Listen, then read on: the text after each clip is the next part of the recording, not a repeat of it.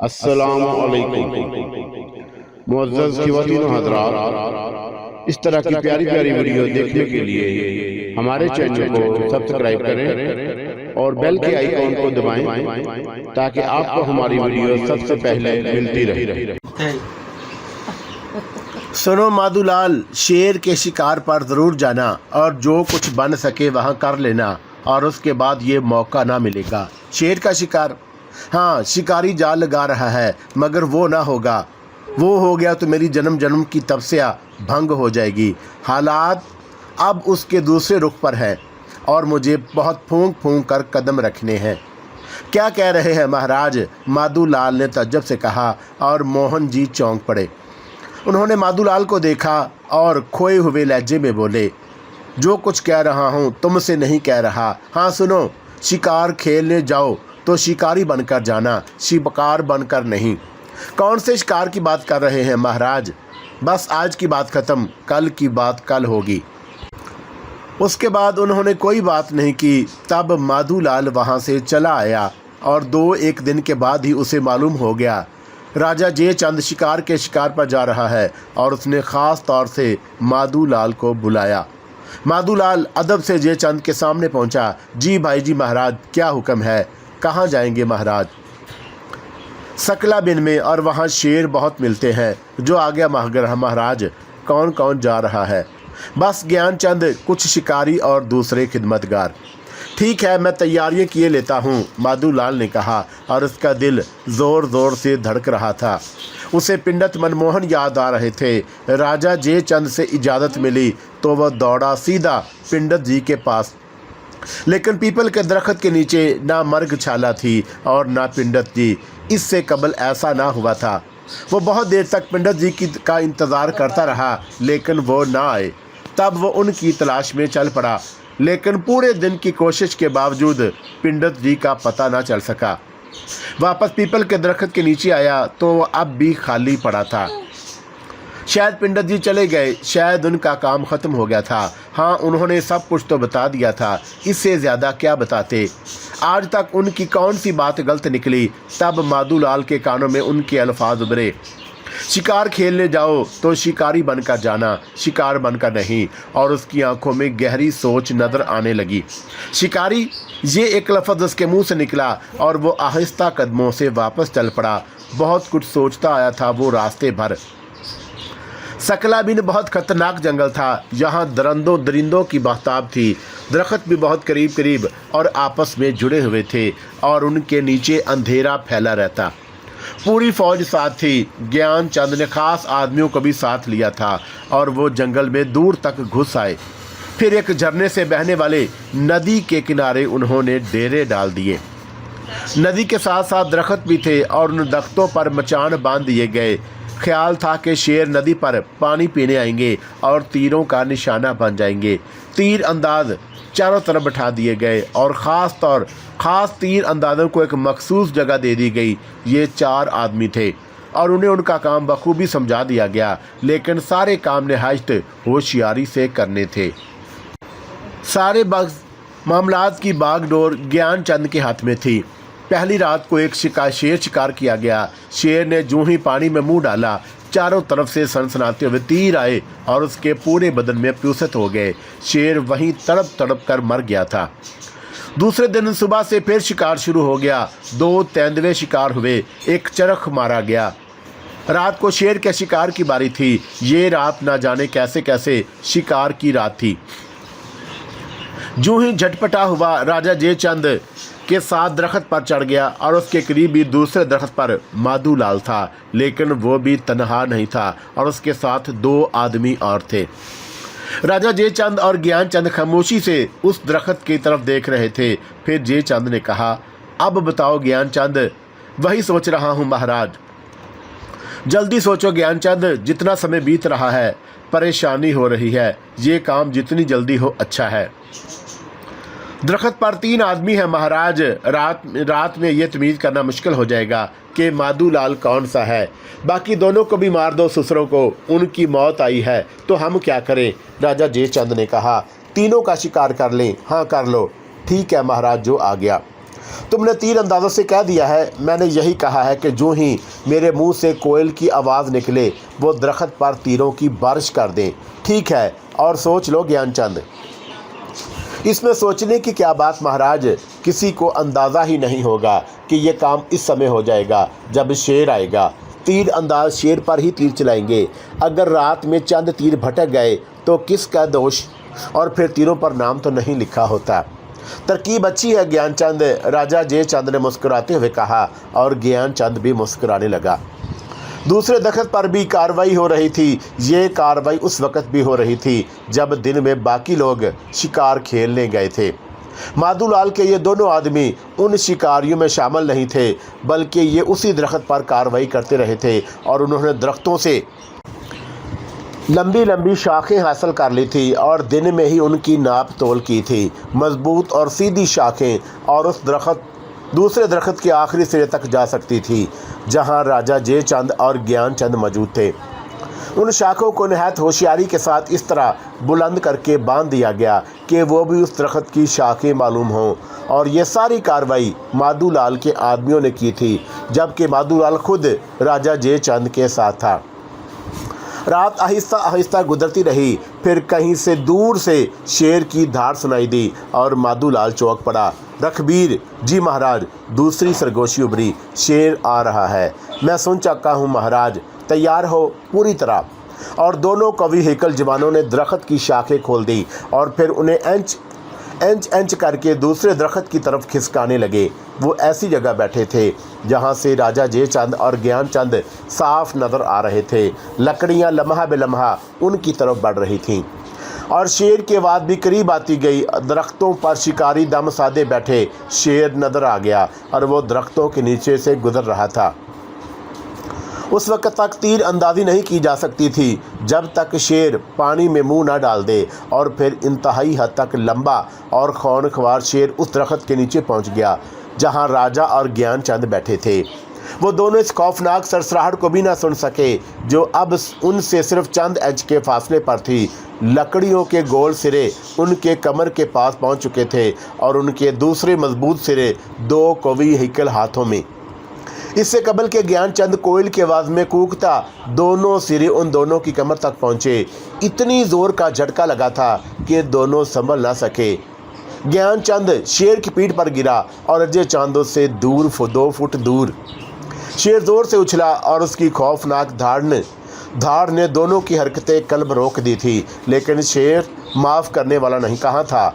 एक ही थप्पड़ में ज्ञानचंद की गर्दन की हड्डी टूट गई और उसके साथ ही शेर ने उछलकर राजा अजय चंद को दबोच लिया। राजा अजय चंद की हलक से हल्की सी आवाज़ निकली थी और बस। शिकारियों को शेर की उछल कूद तो नज़र आ रही थी, लेकिन तारीकी की वजह से असल मामला पता नहीं चल सका। आन की आन में शेर ने दोनों का काम तमाम कर दिया और फिर वहाँ से भाग गया। उसके बाद ही शोरगुल मचा और हर शिकारी दरख्तों से कूदने लगे। मशालें रोशन होने लगी। खौफनाक हादसा हो गया था। राजा अजय चंद को शेर ने हलाक कर दिया था। शोर बुरी तरह मच रहा था। मशालें दिन का समा पैदा कर रही थी और बेपनाह शोर मचाया जा रहा था ताकि शेर दूर भाग जाए। और फिर राजा जयचंद और दीवान जी का जायज़ा लिया गया। दोनों में ज़िंदगी की कोई रमक नहीं थी। दोनों की लाशें बुरी तरह मसक हो गई थी। लोगों में सनसनी दौड़ गई। मामूली हादसा नहीं था। गम करने वालों में माधोलाल पेश था। अजय चंद उसका करीबी अजीज़ और कोई नहीं था। उसने सारे अहकामात दिए और उसी वक्त वापसी का फैसला कर लिया गया।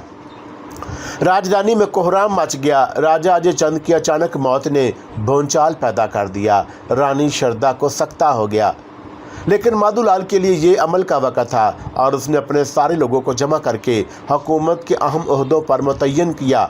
आने वाला वक़्त बड़ा हंगामी और ख़तरनाक था। सबसे ज़्यादा खुशबख्ती की बात यह थी कि ज्ञानचंद मर चुका था और अगर वो ज़िंदा होता तो यकीनन माधोलाल के लिए बेशुमार मुश्किलात खड़ी कर देता। माधोलाल बेहद साजिशी इंसान था और उसने अपनी हुकूमत को यकीनी बनाने के लिए अहम तैयारियां शुरू कर दी और फिर वह सबसे अहम काम करने के लिए तैयार हो गया। शारदा पर अभी तक सख्ता तारी था और उसे तन मन का होश नहीं रहा था। वीदों ने उसकी ज़िंदगी के लिए कार्रवाई शुरू कर दी और उसे बहुत सी दवाएं देकर चले गए थे। माधोलाल सोगवार थी शक्ल बनाए उस जगह पहुंचा जहां रानी शारदा मौजूद थी। भाभी जी, खुद को संभालिए, भगवान के लिए खुद को संभालिए, आपको बहुत से अहम काम करने हैं। चाचा जी, पिताजी, तिलक चंद ने रोते हुए कहा। नहीं बेटे, राजा रोते नहीं, जाओ तुम लोग बाहर जाओ, माधोलाल ने बांदियों से कहा और वो बाहर निकल गईं। तुम्हें बहुत कुछ करना है तिलक चंद, तुम्हें अपने पिता के कातलों से बदला लेना है। कातलों से? तिलक चंद ने ताज्जुब से पूछा। हाँ, कातलों से, मगर वो तो जानवर थे चाचा जी। जानवर नहीं, वो इंसान थे। इंसान? हाँ इंसान। कौन थे वो? उनकी शक्लें देखना चाहते हो? अगर किसी साजिश के तहत मेरे पिता को कत्ल किया गया है तो मैं कातलों की शक्लें ज़रूर देखना चाहता हूँ चाचा जी। मैं छोटा ज़रूर हूँ, लेकिन पिताजी के कातलों से बदला ज़रूर ले सकता हूँ। अगर ये बात है तिलक चंद, तो रात गहरी होते ही तुम दूसरों से छुपकर खामोशी से मेरे पास आ जाना। मेरे मन में भी बदले की आग जल रही है।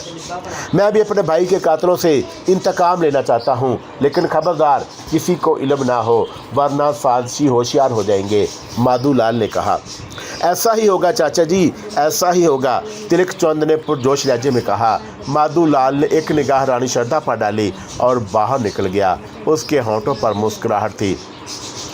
पूरी राजधानी में चहमगोइयाँ हो रही थी। राजकुमार तिलक चंद अभी बहुत छोटा था, वो राज करने के काबिल नहीं था।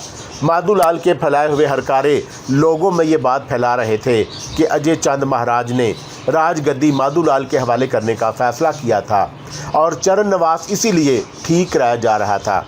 जो सख्त मुखालिफ थे उनके खिलाफ कार्रवाई हो रही थी। चुनाचा नहायत खामोशी से ऐसे 8 अफराद को कत्ल कर दिया गया जो इस बात के हक़ में थे कि तिलक चंद को राजा बनाकर एक निगरान हुकूमत बना दी जाए। उसी रात जब महल में मुकम्मल खामोशी छा गई तो तिलक चंद नहायत खामोशी से अपने चचा माधोलाल की रिहाइशगाह की तरफ चल पड़ा। उसने ख्याल रखा था कि कोई उसे देखने ना पाए और फिर वह माधोलाल के पास पहुंच गया। दरवाज़ा खुला हुआ था और अंदर माधोलाल बेचैनी से उसका इंतज़ार कर रहा था। उसे देखते ही वो खड़ा हो गया। आओ तिलक चंद, मैं तुम्हारा ही इंतज़ार कर रहा था। मैं आ गया चाचा जी, दरवाज़ा बंद कर दो, माधोलाल ने कहा और तिलक चंद ने दरवाज़ा बंद कर दिया। बैठ जाओ तिलक चंद। मैं परेशान हूँ चाचा जी, मुझे अंदाज़ा है। सूर्य पिताजी की लाश मैंने देखी है और उनके बदन पर तो शेर ही के पंजों के निशानात हैं। हाँ, उन्हें शेर ने ही हलाक किया है। मगर आप कह रहे थे, मैं ठीक कह रहा था, मेरी समझ में कुछ नहीं आया चाचा जी। बैठो तो समझाऊं तिलक चंद, माधोलाल ने कहा और मासूम तिलक चंद बैठ गया। जिस समय शेर वहां आया, राजा अजय चंद और ज्ञान चंद दीवान के एक दरख्त पर बैठे थे, ठीक, और उनके करीब ही दूसरे दरख्त पर उनके दुश्मन मौजूद थे जो हाथ में लंबे लंबे बांस लिए बैठे थे। बांस? हाँ, बांस या दरख्त की लंबी लंबी शाखें। जो ही शेर नज़दीक आया, उन्होंने उन शाखों से राजा जयचंद और दीवान ज्ञान चंद को नीचे धकेल दिया और शेर उन पर टूट पड़ा। ये साजिश थी। वो कौन थे पापी चाचा जी, उसके बारे में तुम्हें बहुत जल्द मालूम हो जाएगा। लेकिन वो जयचंद के सिपाही सियासी दुश्मन थे। एक राजा जयचंद ने उनसे कहा था कि राजनीति बहुत कठिन होती है। यूँ समझो तिलक चंद, राजा जी चंद ने उन्हें राजनीति सिखाई थी और उन्होंने राजा के साथ ये सलूक किया। हाँ तिलक चंद, राजनीति में यही सब कुछ होता है। मैं उनसे बदला लूँगा, मैं उन्हें बताऊँगा राजनीति क्या होती है। आप मुझे उनका नाम बताएं, उनके बारे में जानना चाहते हो? हाँ चाचा जी, तो आओ मेरे साथ, लेकिन होशियारी से, किसी ने देख लिया तो काम खराब हो जाएगा, माधोलाल ने कहा और तिलक चंद पूरे एतमाद के साथ उठ गया। दोनों एक तरफ चल पड़े। माधोलाल ने अपनी मुजरमाना कार्रवाइयों के लिए महल में बहुत से चोर दरवाजे बना रखे थे। चुनाचा ऐसे ही एक चोर दरवाजे से वो तिलक चंद को लेकर बाहर निकल आया, जहां 2 घोड़े तैयार खड़े थे। दोनों चचा भतीजा घोड़ों पर सवार होकर चल पड़े। तिलक चंद बच्चा था और उसके दिल में इंतकाम की आग सुलग रही थी। उसके अलावा माधोलाल उसका चचा था, इसलिए उसने कोई ख्याल ना किया। माधोलाल उसे शहर से दूर जंगल में ले आया। ये वही जगह थी जहां मेला लगता था और दरख्तों की दूसरी सिमत पहाड़ियों में बेशुमार गार बिखरे हुए थे। चंद सायद के बाद दोनों घोड़े पहाड़ियों के दामन में पहुंच गए और माधोलाल ने एक जगह घोड़ा रोक दिया। आओ तिलक चंद, उसने कहा, और तिलक चंद भी घोड़े से उतर आया। दोनों तारीख चट्टानों में ऊपर चढ़ने लगे। यहाँ कौन है चाचा जी?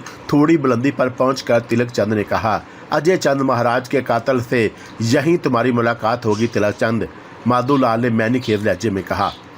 तिलक चंद खामोशी से ऊपर चढ़ता रहा और फिर वो एक गार के दहाने के पास पहुंच गया। दहाने के बिल्कुल करीब एक भारी चट्टान एक नोकीले पत्थर पर टिकी हुई थी। आम हालात में उस चट्टान को उसकी जगह सरकाने के लिए कम से कम 10 आदमियों की ज़रूरत पड़ती, लेकिन नोकीले पत्थर से उसे फिसलाया जा सकता था, जिससे गार का दहाना बंद हो सकता था। माधोलाल ने यह सारे काम पहले ही किए थे। दोनों गार के दहाने से अंदर दाखिल हुए, लेकिन एक छोटी सी सुरंग से दूसरी तरफ मुड़ते ही तिलक चंद ठठक गया। चाचा जी, उसने सरसराती हुई आवाज़ में कहा, क्या बात है? अंदर कोई मौजूद है? कैसे मालूम? ये रोशनी, तिलक चंद ने रोशनी की तरफ इशारा करते हुए कहा, मशाल रोशन है, मुझे मालूम है। आओ। वो सुरंग से गुजरकर उस कुशादा गार में दाखिल हो गए। साफ सुथरा गार था। एक तरफ प्याल का ढेर लगा हुआ था, खाने पीने की बहुत सी चीज़ें ढेर थीं। दीवार में मशाल उड़सी हुई थी और उसके पास ही पिघली हुई चर्बी का ढेर था। तिलक चंद हैरत से उन चीज़ों को देख रहा था। यहाँ कोई रहता है चाचा जी? अभी तक तो कोई नहीं रहता, मगर कातल बहुत जल्द वो तुम्हें मिलेगा। यहाँ बैठ जाओ, माधोलाल ने कहा, और तिलक चंद खुश्क होंठों पर जुबान फेर कर रह गया। वो प्याल के ढेर पर बैठ गया था। मैं कातल को देखता हूँ, माधोलाल ने कहा, और सुरंग के दहाने की तरफ बढ़ गया। वो दबे कदमों गार से बाहर आया और फिर उसने नोकीले पत्थर पर टिकी हुई चट्टान गार के दहाने पर लटका दी। तिलक चंद ने धमाका सुना। वो उछल कर खड़ा हो गया और फिर माधोलाल को आवाज़ें देता हुआ दहाने के करीब आ गया, लेकिन गार का दहाना बंद था। चाचा जी, तुम कहाँ हो? चाचा जी, ये गार कैसे बंद हो गया? वो चीखने लगा, लेकिन उसे कोई आवाज़ सुनाई ना दी। उसने फिर बेख्तियार माधोलाल को पुकारा और अंदर से माधोलाल की आवाज़ सुनाई दी। वो चट्टान पर जोर लगाने लगा, मैं यहाँ हूँ तिलक चंद, अंदर आ जाओ। और तिलक चंद वापस अंदर दौड़ गया। माधो की आवाज़ उसने अंदर से ही सुनी थी, लेकिन वो गार खाली नज़र आ रहा था। मशाल की रोशनी में नंगी दीवारें खड़ी थी। चाचा जी, तुम कहाँ हो? ऊपर देखो तिलक चंद, मैं यहाँ हूँ। माधोलाल की आवाज़ उभरी और तिलक चंद की गर्दन उठ गई। गार की छत में एक गोल कुदरती सुराग था, जिससे हवा अंदर आ रही थी और माधोचंद उसी सुराग से अंदर झांक रहा था। चाचा जी, तिलक चंद दहशत भरे लहजे में बोला, हाँ मेरे प्यारे बच्चे, बाई जी महाराज ने की राजनीति मुझे खूब सिखा दी थी, अब वो मेरे काम आ रही है। क्या कह रहे हैं चाचा जी? राजा जय चंद के कातल से मिलोगे? मुल्क तिलक चंद कौन है वो? तिलक चंद की आवाज़ उभरी और उसका नाम माधोलाल है। भाई जी महाराज को मैंने ही दरख्त से धक्का दिया था। तिलक चंद, तुमने? चाचा जी, तुमने? हाँ मैंने। मगर क्यों? इसलिए कि राजगद्दी मुझे चाहिए और ये राज के जीवन में मुमकिन नहीं था। माधोलाल, माधोलाल, मैं तेरा खून पीऊँगा पापी, मैं तुझे जीता ना छोड़ूंगा। भगवान की सौगंध, मैं तुझे जीता ना छोड़ूंगा। तिलक चंद ने दांत पीस कर कहा और माधोलाल कहके लगाने लगा और फिर उसकी आवाज़ माधूम हो गई। वो वहाँ से चला गया था।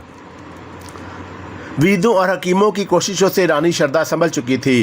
रात के किसी हिस्से में उसे नींद आ गई थी, जो उसके हक में बेहतर हुई। अजलास था और ये बात पेशे निगाह थी कि किसको फौरन राजा बना दिया जाए।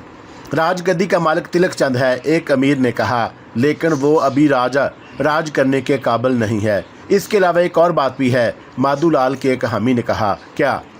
राजा जयचंद ने माधोलाल को गद्दी देने का फैसला किया था और उन्होंने ये बात किससे कही थी? बहुत सौ से। चरनवासों में काम करने वालों से पूछ लिया जाए।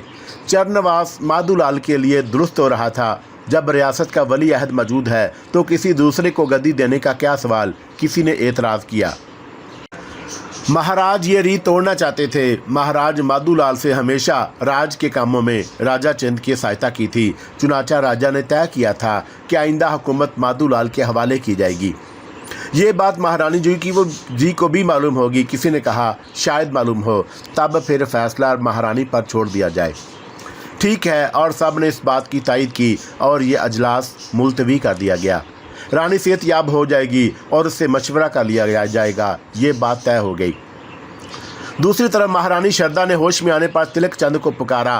तिलक चंद कहाँ है? मेरा तिलक कहाँ है? राजकुमार अपने कमरे में होंगे महारानी, अभी बुलवाया जाए उन्हें। बांदियों ने जवाब दिया और चंद बांदियाँ राजकुमार को बुलाने दौड़ गईं, लेकिन राजकुमार का कोई पता नहीं था। राजमहल के दूसरे हिस्सों में भी तलाशी ली गई, लेकिन राजकुमार वहाँ भी मौजूद नहीं था। चारों तरफ भाग दौड़ होने लगी। आखिर राजकुमार कहाँ चले गए? और जब सारा महल छान लिया गया तो तशवीश की लहर दौड़ गई और इतनी देर होने की वजह से रानी भी परेशान हो गई और इस बार राजकुमार के बारे में पूछ हो रही थी, लेकिन राजकुमार का कहीं कोई पता न चल सका। बहुत से लोग चारों तरफ दौड़ा दिए गए। रानी को उसी ने इतला दी थी कि राजकुमार महल में मौजूद हैं। एक नई हाहाकार मच गई। रानी पर गशी के दौरे पड़ रहे थे। उमरा परेशान थे। माधुलाल पागलों की तरह एक तरफ राजकुमार को तलाश करता फिर रहा था। गर्द के एक नया हंगामा खड़ा हो गया और इस हंगामे को 3 दिन गुजर गए। राजकुमार का कोई पता ना चल सका। रानी बिस्तर से लग गई। दूसरी तरफ हुकूमत राजा के थे और उमरा सख्त परेशान। ऐसे लम्हात में दुश्मनों की बात नहीं थी। उमरा रानी के पास गए और रानी की हालत अबतर थी, लेकिन वो होश में थी। अब परेशानी लेकर आए हैं महारानी जी। परेशानियों के सिवा अब हमारे जीवन में क्या रह गया है? कहो। राजकुमार तो मौजूद नहीं, मुल्क खतरे में है, मैं जानती हूँ। क्या स्वर्गवास महाराज ने अजय चंद ने माधुलाल को राजा बनाने की बात की थी? कभी नहीं। माधुलाल जी कहते हैं, झूठ कहते हैं। लेकिन रानी जी, अब राजा किसे बनाया जाए? तिलक चंद मिल जाएगा, अवश्य मिल जाएगा। वही राजा है, वही राजा रहेगा और उसके मिल जाने तक हुकूमत उमरा चलाएंगे। मैं उसकी बागडोर खुद संभालूंगी। जय महारानी की। हुकूमत रानी ने अपने हाथों में ले ली। उमरा ने यह नारे लगाए और ये ऐलान हो गया कि माधुलाल के हरकारे ये मनहूस खबर लेकर उसके पास पहुंच गए। महारानी ने आपको राजा बनाने से इनकार कर दिया है महाराज। और उन्होंने यह इतला दी कि माधुलाल मुस्कुराने लगा। क्या वाकई? और उसने पुरस्कून अंदाज में कहा, हाँ महाराज, हमारे साथियों की सारी कोशिशें बेकार हो गईं। ठीक है, कोई चिंता मत करो, हम राजा बन चुके हैं। हमारे अलावा अब और कोई राजा नहीं बनेगा। मगर महाराज, कल इस बात का ऐलान हो जाएगा। कल होगा ना, आज तो नहीं। आज और कल में फ़र्क होता है, बहुत फ़र्क है दोस्त। कल कल है और आज आज। कल ऐलान नहीं होगा, जाओ। माधुलाल वचन देता है। और इतला लेकर आने वाले हैरानी से गर्दन हिलाकर चले गए। वक्त गुजरता रहा। रात को जब चारों तरफ तारीकी छा गई तो माधुलाल उठकर रानी श्रद्धा की तरफ चल पड़ा और उसने खुद को पोशीदा करने की कोशिश नहीं की थी। दरवाजे पर खड़े दरबानों से उसने पूछा, महारानी जी अकेली हैं या कोई और भी है? अकेली है महाराज, दरबानों ने जवाब दिया और माधुलाल दरवाज़ा खोलकर अंदर दाखिल हो गया। रानी श्रद्धा दरवाज़ा खोले उदास चेहरा बनाए परेशान बैठी थी। आहट सुनकर चौंक पड़ी और फिर माधुलाल को देखकर उसके चेहरे पर गम के आसार गहरे हो गए। आओ माधुलाल, ये सब क्या हो गया? उसने गमगीन लहजे में कहा। भगवान की यही इच्छा थी भाभी रानी, माधुलाल ने कहा। ऐसा कौन हो सकता है माधुलाल? आप खुद गौर करें भाभी जी। हुकूमत या तो तुम्हें मिल सकती है या फिर तिलक राज को। तीसरा और कौन है? लोगों ने हुकूमत के लिए तुम्हारे बारे में भी कहा था। क्या कहा था? यही कि तुम्हें राजा बना लिया जाए। आपने क्या जवाब दिया? हुकूमत का हकदार तो राजकुमार ही है और वो तो अभी बहुत छोटा है और उसकी निगरानी की जा सकती है। मुझे ही हुकूमत मिल जाए तो क्या हर्ज है रानी जी। और फिर महाराज ने मुझसे वादा भी किया था। ये झूठ है। भगवान की दो सौगंध सच है। उन्होंने राजा कैदो राज से जान बचाने के लिए मुझसे डाके डलवाए थे। ये कहकर हुकूमत उनके बाद मुझे मिलेगी, इसलिए उसकी रक्षा करने में उनका हाथ बटाऊं। मुझे ये बात नहीं मालूम। राज की दूसरी बातें ही कहाँ मालूम है आपको रानी जी? क्या तुम खुद भी यही चाहते हो माधुलाल? रानी ने किसी ख्याल के तहत चौंक कर उसे देखा। अरे कौन ना चाहेगा भाभी जी, मेरे मन में भी हुकूमत करने की बड़ी कामना है। माधुलाल हाथ मलता हुआ बोला। माधुलाल, क्या तुम अपने भतीजे का हक छीन लोगे? राजा कैदो आज के खिलाफ काम करते हुए भाई जी महाराज ने कहा था कि राजनीति में सब चलता है। एक बात बताओ माधुलाल, रानी श्रद्धा ने उसे गौर से देखते हुए कहा। मुमकिन है किसी ने राजगद्दी हासिल करने के लिए तिलक चंद को रास्ते से हटाया हो। नहीं नहीं, ये नामुमकिन है, ये नहीं हो सकता, श्रद्धा ने दहशत भरे लहजे में कहा।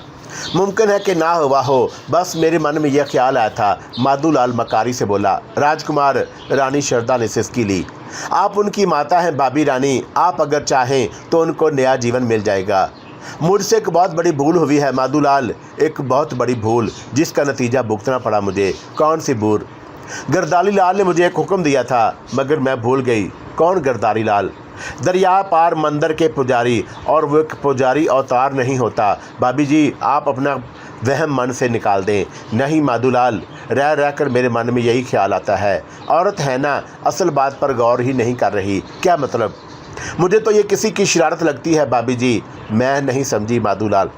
ये भी हो सकता है कि भाईजान के किसी ने जानबूझकर महाराज के प्राण लेने की कोशिश की हो और कोई साजिश के खिलाफ, मगर उन्हें तो शेर ने हलाक किया था। अरे हाँ, ये तो मैं भूल ही गया, और उन्हें हलाक किया था शेर ने। लेकिन राजकुमार की गुमशुदगी, राजकुमार से किसी को क्या दुश्मनी है?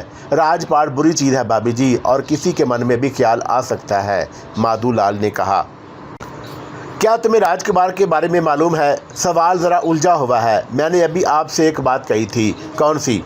मैंने कहा था ना कि आप तिलक चंद की माता हैं, आप चाहें तो उन्हें नया जीवन मिल सकता है। मैं तो भगवान से बड़ी प्रार्थना कर रही हूँ। भगवान को कहाँ कष्ट दे रही हैं? किसी मनुष्य से बात करें। माधुलाल तुम्हारी बातें अजीब हैं। भगवान के लिए मुझे बताओ, क्या तुम्हें तिलक चंद के बारे में मालूम है? मैंने किसी साजिश की बात की थी भाभी रानी। हाँ की थी। मुमकिन है ये साजिश मैंने ही की हो। नहीं माधु नहीं, तुम ऐसा नहीं कर सकते। क्यों नहीं कर सकता भाभी रानी? इसलिए कि तुम उसके चाचा हो और उसके अपने हो, और मैं भी तो अपना हूँ भाभी जी। हूँ तो फिर राजगद्दी के लिए आप मेरी मुखालफत क्यों कर रही हैं? माधुलाल ने कहा, और शारदा की आंखें खुल गईं। माधुलाल पहली बार उसे एक उकाब की शक्ल में नजर आया, एक खौनख्वार उकाब जिसके पंजों में मासूम तिलक चंद किसी चिड़िया की तरह फंसा हुआ था, और उसकी आंखें दहशत से फटी रह गईं। माधुलाल, माधुलाल, मैं राजा बनना चाहता हूँ भाभी रानी, और इस रास्ते में कोई रुकावट मुझे पसंद नहीं। राजकुमार तुम्हारे पास हैं? हाँ यही समझ लें, वो ज़िंदा है। रानी फूले हुए सांस के साथ बोली, हाँ अभी तक तो ज़िंदा है, मगर उसका जीवन तुम्हारे हाथ में है भाभी जी। कहाँ है वो, और तुमने उसके साथ क्या सलूक किया?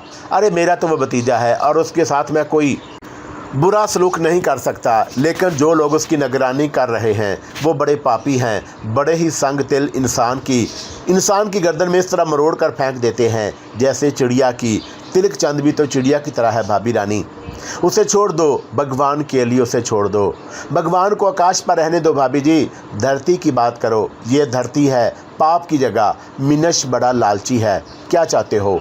शारदा इस वक्त सिर्फ माँ थी, सिर्फ माँ, जो औलाद के लिए सारी दुनिया त्याग सकती है। राजपाट क्या चीज़ है? कल आप राज दरबार में पधारेंगे। हाँ, वहाँ महाराज जय चंद के इन अल्फाजों की तस्दीक कर दें कि वह मुझे राजा बनाने के ख्वाहिशमंद थे।